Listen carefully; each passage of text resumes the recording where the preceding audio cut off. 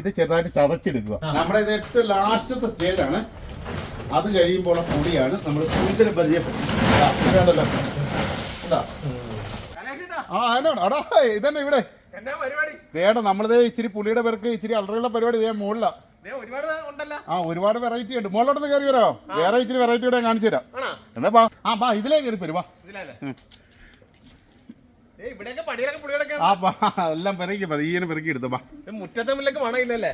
മുറ്റത്തെ മുല്ലക്ക് മണമില്ലെന്നല്ല. നമ്മളിത് ഇപ്പൊ പുളി കുറച്ച് പെരുക്കി രാവിലെ, ഇപ്പൊ വൈകിട്ട് പെരുക്കാനുള്ള കുറച്ചുകൂടെ ഉണ്ട്. അപ്പൊ കൈയോടെ പൊട്ടിച്ച് ഒന്നാടെ മഴയുടെ പ്രശ്നമൊക്കെ അല്ലേ വീടിന്റെ ചേർന്ന് അല്ലേ? നമ്മുടെ ഈ ഇതുണ്ട് നമ്മളിപ്പോ ഈ ചെയ്തൊരു കൃഷിയുടെ നേരെ തന്നെ പുളി, വഴുത്ത പുളി. അപ്പൊ ആ പുളിക്ക് ഒരു വ്യത്യാസമൊക്കെ ഉണ്ട്. വ്യത്യാസം ഇതില്ലേ, ഇത് ഇപ്പം പറിച്ച് വരിക്കപ്പുളി ചെയ്ത്. വരിക്ക കൂടെ ഉണ്ടോ? വരിക്ക കൂടെ തേൻ വരിക്ക 3 സൈസ് ഉണ്ട്. ഇപ്പൊ സുഹൃത്ത് എടുത്തിരിക്കുന്നത് ഇത് തേൻ വരിക്ക, ഇത് അതല്ല. കണ്ടല്ലേ, ഞാൻ ഡിഫറൻസ് കാണിച്ചത്. ഇത് കൂഴപ്പുളിയാ. കൂടെ ഇപ്പൊ ഈ പുളി ഇങ്ങനെ കണ്ടിട്ടുണ്ടോ? അല്ലെ കൂഴ മരിക്കുന്ന ടേസ്റ്റിന്റെ ഓരോ വ്യത്യാസങ്ങൾ. പുളിക്ക് നല്ല വ്യത്യാസമുണ്ട്, അതിന് നല്ല ടേസ്റ്റും ഉണ്ട്. കൂഴക്ക് ടേസ്റ്റ് കുറവാ കൂടുതലാ.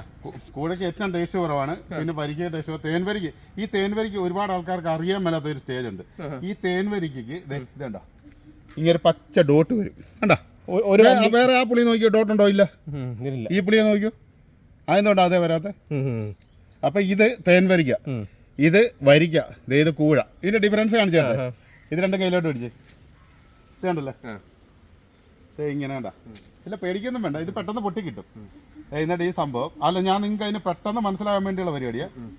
ഇവർ പുളിയുടെ വ്യത്യാസം അറിയാമല്ലേ വന്നേ. അപ്പൊ ഞാൻ കറക്റ്റ് കാണിച്ചു തരാം. ശകലം ടേസ്റ്റ് ചെയ്ത് നോക്കി. എന്താ ടേസ്റ്റ്? നിങ്ങൾ തന്നെ പറഞ്ഞു, എന്നോട് പറയണ്ട. പുളിയാ. അപ്പൊ ഇതിന്റെ ഒരു തൊണ്ടിന്റെ കട്ടി നോക്കണം. കുരുമിഴിങ്ങേട്ടാ ഒരു വർഷമില്ല. അപ്പം വീട്ടിൽ ചെല്ലുമ്പോൾ തന്നെ കിളത്തോളൂ.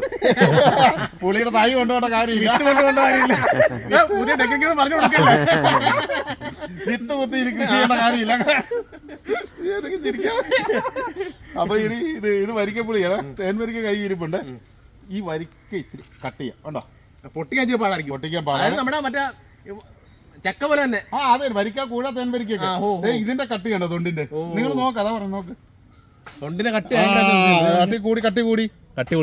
അതാ ഞാൻ പറഞ്ഞ 3 ഡിഫറൻസ് ഉണ്ട്. ഇത് തേൻ വരി, ഇത് തേൻ വരിക്ക, ഇതിന്റെ തേൻ വരിക്കയാണ്.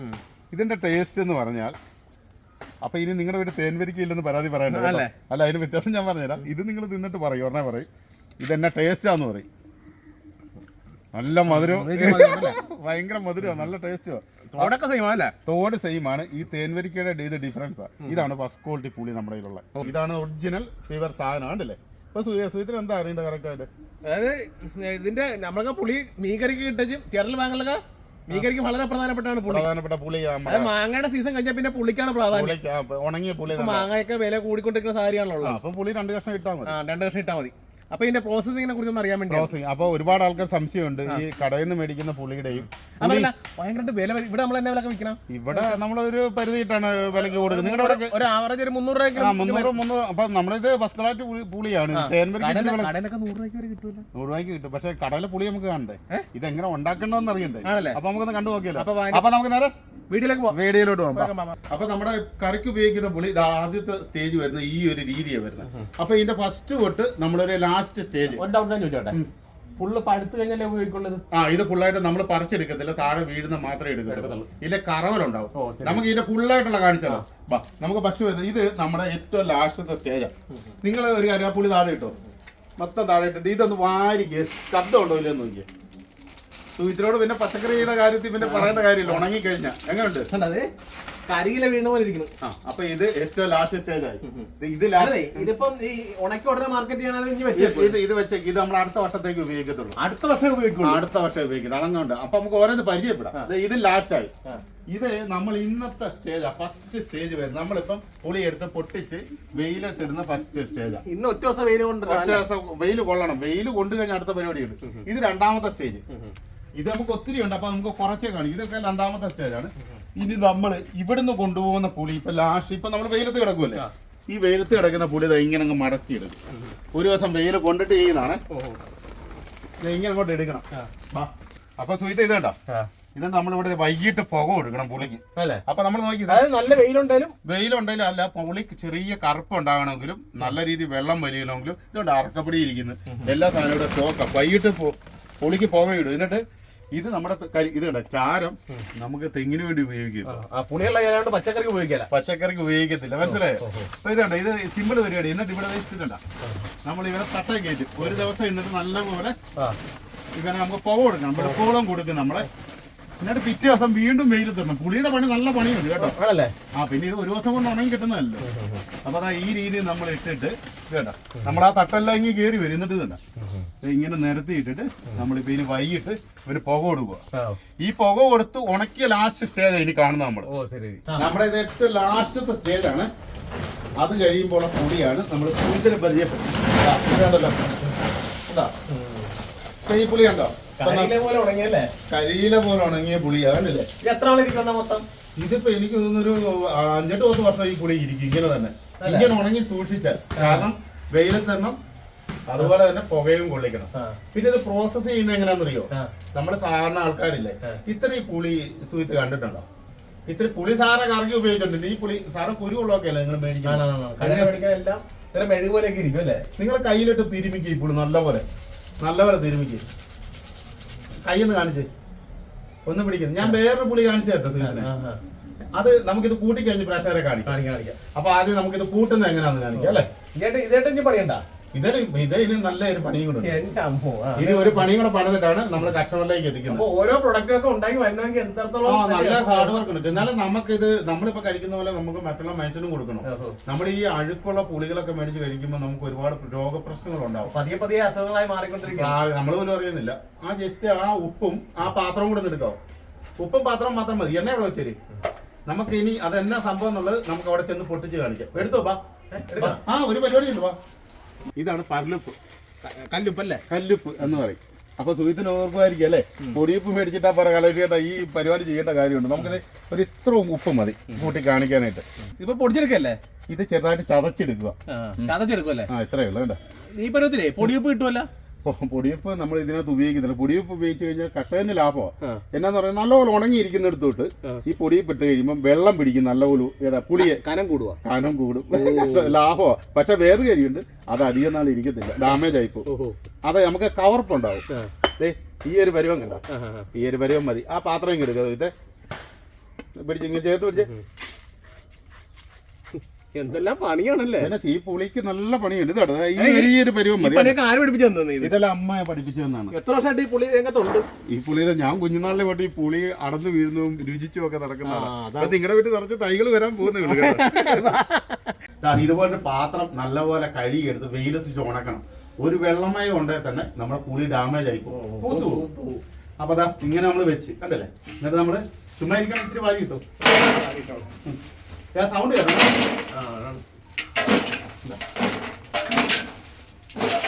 ഇനിയിടരുത്, അങ്ങനെ തിരുത്തി വെക്കരുത്. എന്നിട്ട് ഈ ഒരു പട കണ്ടോ ഇങ്ങനെ ഒരു പട എടുക്കണം കേട്ടോ. ഈ ഒരു രീതി ഒരു പടക്കിടുക എന്ന് പറയും പുളി. നിങ്ങളെ ലെയർ എന്ന് പറയാൻ നമ്മള് പട. എന്നിട്ട് ഇത് കണ്ടോ, ഉപ്പ് ഇച്ചിരി വെതുക, എണ്ണ ഇടുക. ഇതുപോലെ നമ്മള് നല്ലെണ്ണ. നല്ലെണ്ണ ഇപ്പൊ നോക്കണം. ഇതേ വേറെ പരിപാടി ചെയ്യണം. കുറച്ച് ഒഴിക്കാള് നല്ലെണ്ണ. കണ്ടോ, അതെ ഇങ്ങനെ താളിച്ചു കൊടുക്കും. അടുത്ത ലെയർ ഇടത്തില്ല. ഇത് എണ്ണണം. ഇനി പണി കിടക്കുന്നത് വേണം. ഇങ്ങനെ അങ്ങോട്ട് പുളി എടുക്കും. ഇത് എങ്ങനെയുണ്ട് ഈ പുളി കണ്ടിട്ട് എങ്ങനെയാണ് തോന്നുന്നത്? നിങ്ങൾ നേരിട്ട് കണ്ടോ എന്നാണ് തോന്നുന്നത്? നല്ല പുളിയാണോ? അതെങ്ങനെ മനസ്സിലായി? നിങ്ങൾക്ക് ഉറപ്പാണോ? ഇങ്ങനത്തെ പുളി നമ്മൾ കണ്ടിട്ടില്ല. ഒറിജിനലാണോ? നമ്മുടെ കൂടുതലൊക്കെ കടയിൽ നിന്നാണ് മേടിക്കുന്നത്. ഇങ്ങനത്തെ കണ്ടിട്ടില്ല. എന്നാ ഞാൻ വേറൊരു സംഭവം കാണിച്ചു തരട്ടെ. അതങ്ങോട്ട് ഇടാൻ പറ്റുമോ? ഇത് കഴിഞ്ഞ വർഷത്തല്ലേ? അല്ല, നോക്കിക്കോ, ഒരേ നോക്കിക്കോ.